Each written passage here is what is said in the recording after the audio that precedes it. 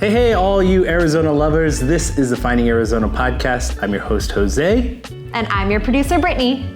And here at Finding Arizona Podcast, we collect the local stories of all entrepreneurs and from around the valley. So join us at findingarizonapodcast.com, where you can hear every episode and see it as well at YouTube. Like, subscribe, and comment below who you want to see next on our show. And when you're ready to start your podcast, you found the right spot. Found House, your next podcast production company. Now, let's get back to the show.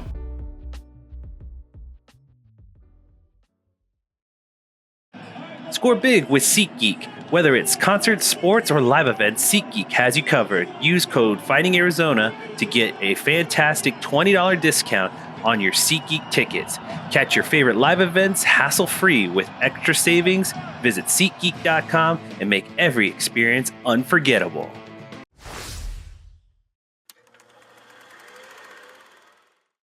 Welcome back, everybody, to the Finding Arizona podcast. I'm your host, Jose, and as always, we bring in fantastic guests every week.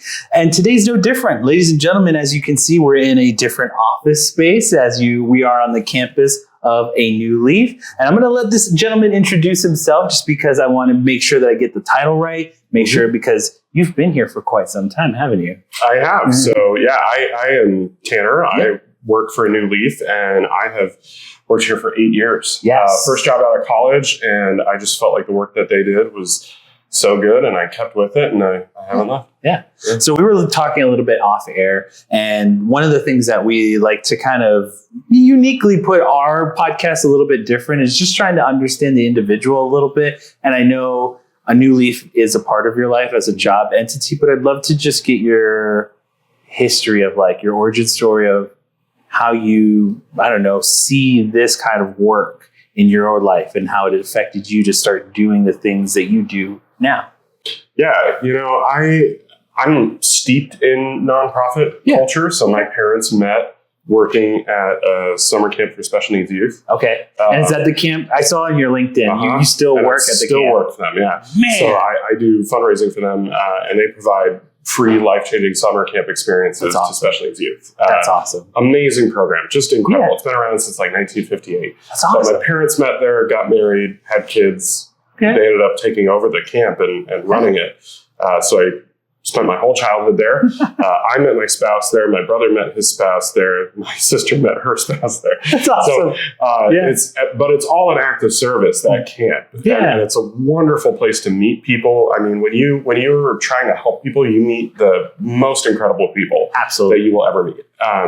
And so when I was looking for a career and I found A New Leaf, what I loved about it is it was local. Yeah. I think people always just leave their community that they love to try to do bigger things. Yeah. And they forget that the community that they live in is one that needs them. Yeah. And so I love that it was local. And then two, I loved its mission. It was helping families and changing lives. Absolutely. Whatever that means for them. So for us, that's meant like a lot of helping people experiencing homelessness, helping people experiencing domestic violence, any sort of crisis challenge that affects families. Yeah. I love that. And that spoke to me. So, I mean, that again, we asked this question just because for me, a lot of the conversations that I like to collect, or at least that are favorite to me, this is my particular sense of sensibility, is the fact it's like, I love the origin stories because it shows the root to the tree. And I think for yourself and just what from my personal background too, it's like, when you have at least a little bit of history in what you do for a passion, it goes a long way. It like literally, so this whole podcast came, I like to say, from my grandfather. Like he taught me the importance of storytelling. And so all of that is rooted in his teachings and like all of this. And so I genuinely excited because again, to have someone who has got personal family ties to giving back and wanting to support and help others, it shows like, again, you're about it. Like your whole family is about it. And it's really cool. Can I ask you where the campus that you do for the summer camp is? Like, is it in town or is it somewhere outside? Yeah, Pine Top Lakeside. Okay, cool. Yeah. Nice. Gorgeous little facility up there. I love that. So it's like, that's just also just something I was like, this seems like a facility or something that takes place outside of the heat. Yeah, it does. Yeah. Awesome. So let's get into now a little bit of the history of A New Leaf. I know that with the founders of the group, this was actually called something else. This is a new moniker, A New Leaf, but this is over 50 years of dedication from all the staff and all of the board members and things like that. So can you give us a general history of A New Leaf? Yeah. If you're talking history, our CEO has been around almost 50 years now. Yeah. He has dedicated his entire life to this group. Yeah. It started back in the 1970s, I think 1971. And it was dedicated to helping kids who were having a hard time, whether that was behavioral issues or substance use, alcoholism, kind of whatever they were dealing with at that time. It was kind of on the cutting edge of like pushing boundaries of like, how can we talk to kids? Because, back in the 70s, they didn't talk to kids, you feel better now and you feel better how we tell you. Yes. And so the program was really dedicated to like, how can we create a welcoming culture that helps these kids heal themselves, right? And then they found, when you're dealing with kids experiencing substance use or behavioral challenges or mental health challenges, homelessness, domestic violence, foster care, all sorts of challenges that they suddenly said, well, we have no control over those things. How do we solve those problems? Yeah. And so over 50 years, they moved their services into wider and wider circles until they felt like they had a sort of comprehensive approach to help these kids and the parents too. Yeah. It's amazing because, again, I look at the programming that you guys have been able to facilitate, and it runs the gamut, as you said, in those different categories of like, it's so amazing how much not only on the educational side of it, where also the financial literacy behind helping those who are in need of like just helping them understand what it means to get back up on your feet and having the essentially just give your finances back in order. And so I find that really, endearing and helpful because, again, you don't know what you don't know. So everyone is just trying to be better and just trying to do their best to live healthy, happy lives. And it's hard to ask for help. So to have a place like this that has been dedicated to those services really does mean a lot. And it goes to show, we were just walking the facility and the comments that we had was like, we've never seen anything like this before. And this is really beautiful, from the architecture to the landscape architecture to just kind of like how the branding also of it all, just like how it's all cohesive in this campus. What I'd like to go into now is just going a lot more into when you started this job and just getting your hands into what they offer and stuff like that. You started off as an intern, I believe, or no, actually just as entry-level employee. Yeah, entry-level. Sorry. Fundraising. Yeah. Fundraising is my passion. And, I started right out of college. The Monday after the Friday I finished college, I started here. And it was just a really good place. And I could tell that they needed help getting their house in order. When an organization grows as much as this organization grows, we have 550 employees. We have 50 programs, something like that, all across the valley. And they run a big operation. I mean, we're bigger than most businesses in the valley. And so they needed a lot of help. And marketing and fundraising is one of the biggest challenges that nonprofits always deal with. Yeah. And I felt like I could just offer something really interesting. And so, and they empowered me to do that. That's great. And that's what I really loved about this place is they let people run with whatever they love most to create the biggest impact that they can. Yeah. And they do it, to what you said about the facility design, about the programs that we offer, everything. That's something that I also loved about it, is the dignity that it offers to people. This used to be a family homeless shelter, and it's built not to look like a family homeless shelter, not what you would typically think. Yeah. And almost everything is built that way. And I've been lucky to be part of that, a marketing communications director for the organization, I get to direct how we talk about our programs, how we talk about our clients, how we present ourselves in our facilities, and so making sure that was part of it was really important to me. I think it's again, I go back to just even the surface face value of it all. And now going into the conversation, I think it speaks thoroughly as far as when you have employees who care as much, and that bleeds into just everything else, just as much as the programs have started to build and be more extensive. I think that having, employees just as much care about, expanding and creating and making those programs more viable for those who are using the facility or who are in the program. It's all the way, everything is really cohesive and well put together. And I think I can't attest much more than that, because it's just, again, I know from just the standpoint of walking through, it's when you say that you guys tried your best to make sure and bring as much dignity to those who are living here. It really does show. So again, I don't even see what the ideas of the family living here wouldn't want to live here. They would love being here. That being said, I would love to now get into kind of your routines through what you do here. It's what does a Monday look like for someone who is trying to help this facility and help a New Leaf gain more recognition and more eyes on it, especially in times now where, you brought up funding. Things are changing on a rapid scale. We were talking about it off air, but it's I would love to get just a peek into the weeds of your kind of day to day when you're working here. Yeah. I think my job at its core is just loving on all the people who make this possible. That as a communications professional, it is my job to send the correct message to everybody who contributes to the organization. A shelter like this takes millions of dollars to build and operate and staff and provide services to families in need. And I over the years, we work right next door to this shelter, and I have seen so many families come through, people I know by name. And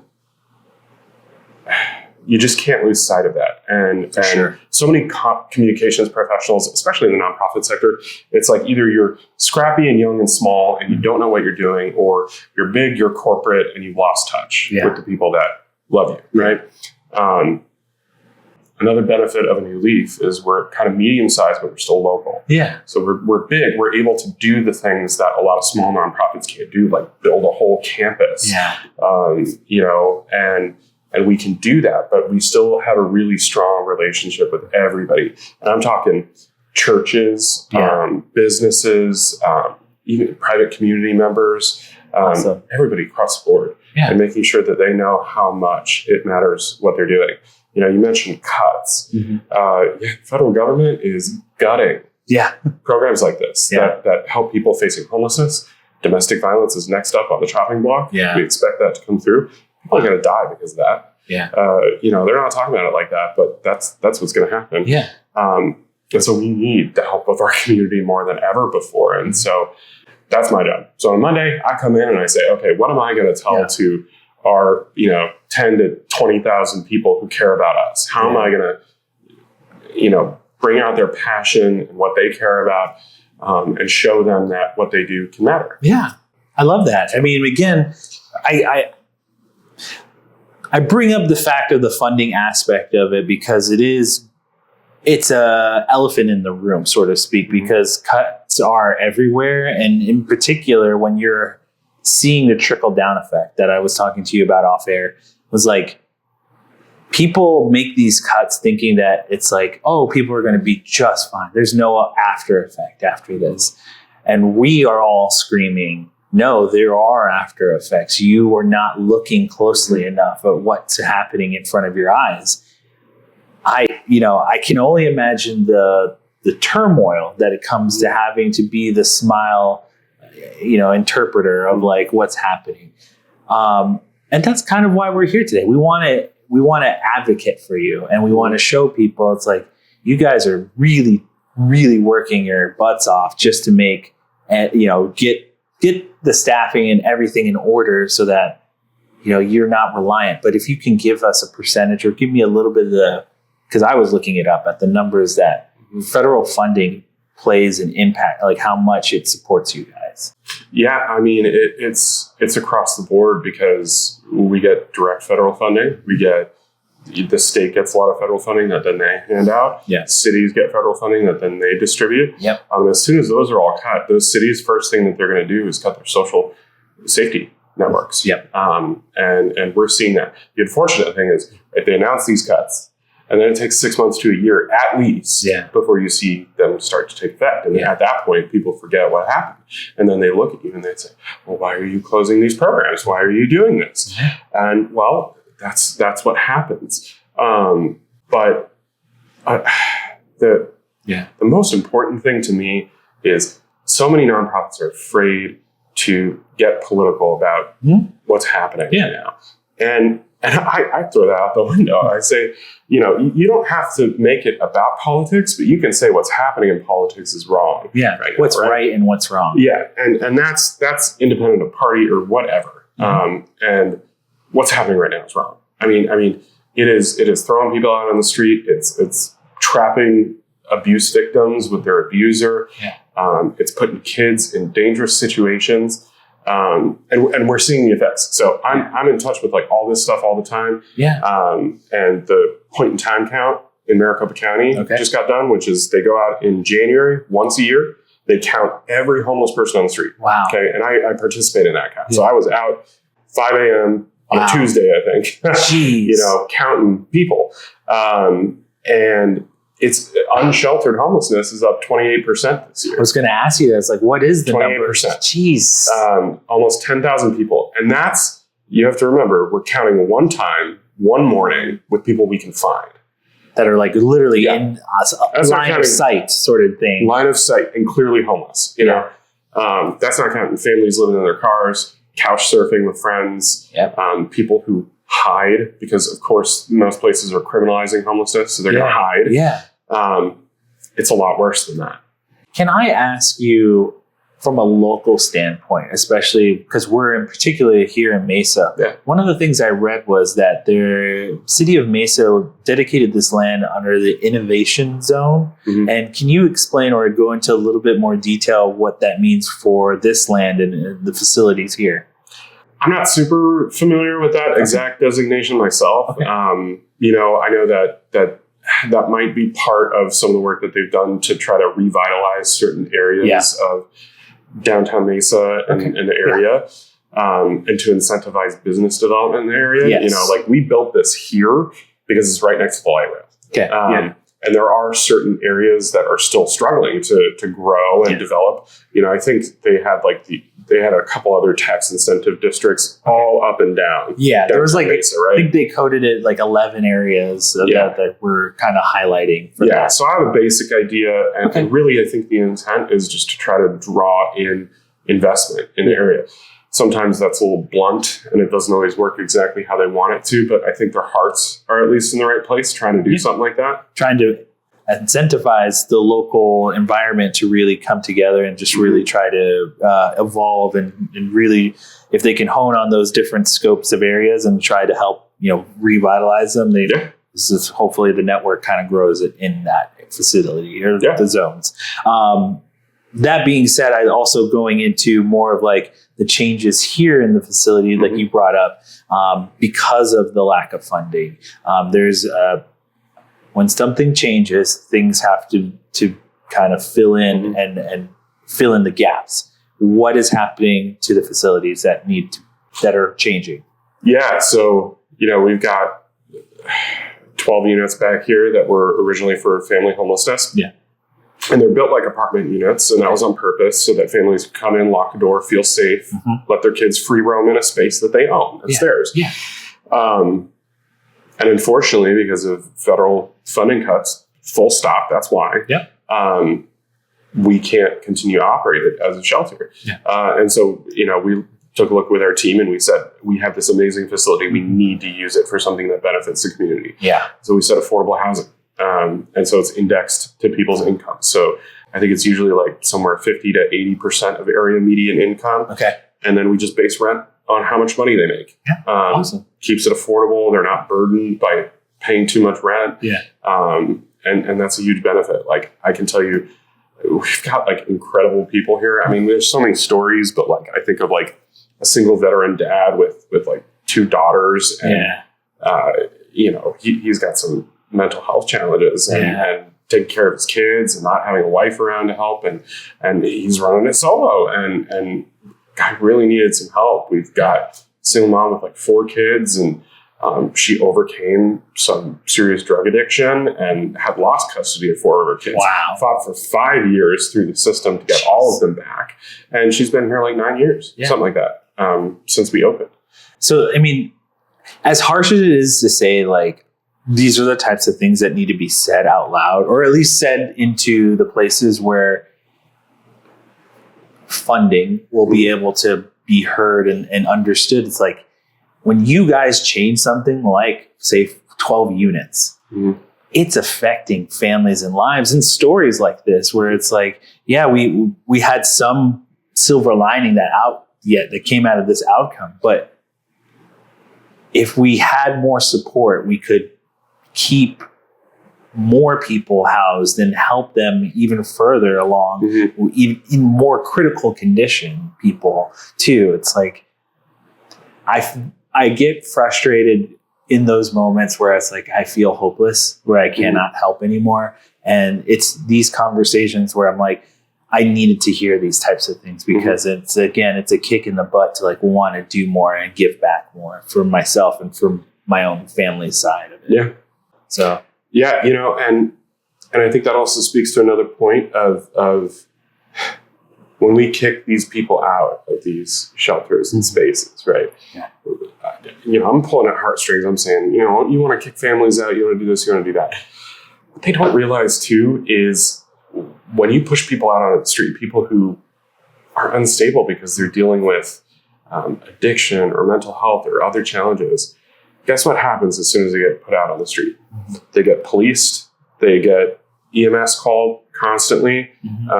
You have all sorts of governing issues and cleanup and just a lot of stuff to deal with. And that is more expensive than running a shelter.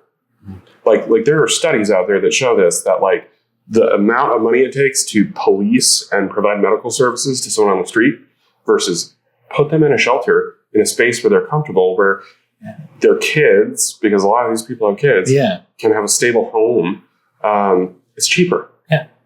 And the lasting effects, even gently long-term. So again, stability in a home for both the parent and the child. Yeah. I mean, long-term, you're talking about saving a lot of lives. You're breaking cycles of homelessness, domestic violence. Exactly. All of it. Yeah. Poverty. So this is where we kind of go into the discussion of the future. It's like, as things have changed and developed post-pandemic, post a new, government entity in power, what are some goals that you're trying to reach with a new leaf in not only this year, but even, let's say, past the terms of the 4 years and things change again? Like, what are some things that are you kind of either consistently looking at towards the future, but also just like things that have changed and this is where we're at now? Yeah, I think number one is maintaining our services and our programs. We got to be here for people. It's going to get rough. Okay. I mean, millions of people are going to get kicked off healthcare. Millions of people are going to be unemployed. Here's the other thing, and I'm so sorry to interrupt. No, you're fine. It's the fact that's like, you speak of that, and then I also, the fact that I hear from other businesses and entities and groups, the fact that's like, there are going to be more elderly, like people of the age group into the millennial group. But it's like, as we all age into the older generations, there's only going to be more of us, like into what they call the silver wave, or I believe it's called. And so, it's more people that are being affected and hurt. Yeah. And we got to be ready for that too. I mean, that's, the future for us is housing and shelter, and seniors is part of that. We're like getting ready to build, hopefully in the next year or two here, senior housing, because we know what a need that is. But to go back, just to what the future holds, number 2, beyond services, making sure that we're meeting the need of, whatever people are dealing with, is advocacy. Nonprofits need to step up to the table. We employ millions of people in Arizona. Yeah. We make up a big portion of the GDP of this state. Yep.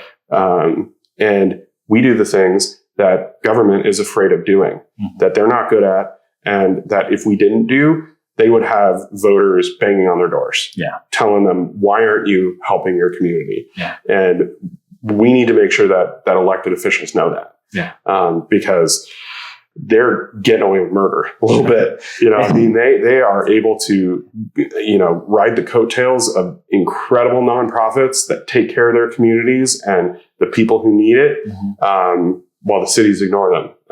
And I don't want to put too many cities down. City of Mesa has always done a great job, and you got to be understanding, but that's the relationship that's kind of been established right now. I think we in the terms of just going back to the pure facts of it all, of like an additional 23% in the numbers, and we're talking about tens of thousands of people, and not including the fact that you're missing tens of thousands of people, is unacceptable, I think. Yeah.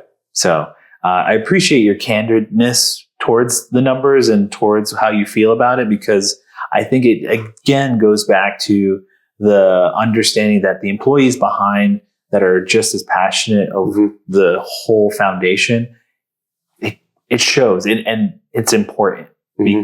So for you to be this open and honest with us, again, it goes back to me and how I approach this whole podcast is like, if I'm a listener listening to the person who's in charge or behind, working as a service member, I want to hear that passion. I'm more inclined to give back, to want to do more with them, or collaborate, or even purchase a service for them. I feel like if I can have a conversation on dialogue and understand who's behind the scenes, it shows me that's like, oh, okay, that is the thing that I want to put and back up and put my money towards. So I do really appreciate it, Tanner. I really do. Yeah. Thank you. So this last portion of our conversation is just to let you promote the business at hand and just give everyone a chance to know where they can find you online. Yeah. Is there any other big event or fundraising that's coming up down the future, if you want to highlight that as well? And phone numbers and emails. Yeah. So the floor is yours. Yeah. I mean, if you want to go to turnanewleaf.org, you can find all sorts of opportunities to volunteer, donate, host a donation drive, collecting food, clothing, back to school items. You can do all of that at turnanewleaf.org. And I encourage people to get involved in their community. Now more than ever, people need it. And if you're willing to step up and help, man, there's a place for you at the table. We also have fundraisers coming up. We've got one for domestic violence in October. Yeah. And then we have our annual gala in March of next year. Awesome. But don't wait for the events. Yeah. Get involved right away. Jump in early. Yep. Before we go, we have our little outro. You can hear every episode of our podcast at findingarizonapodcast.com. Social media-wise, we're under Finding Arizona Podcast under everything. And last but not least, we end every conversation with the kisses, hugs, and belly rubs to our four-legged friends. And we will see you next time. Bye, y'all.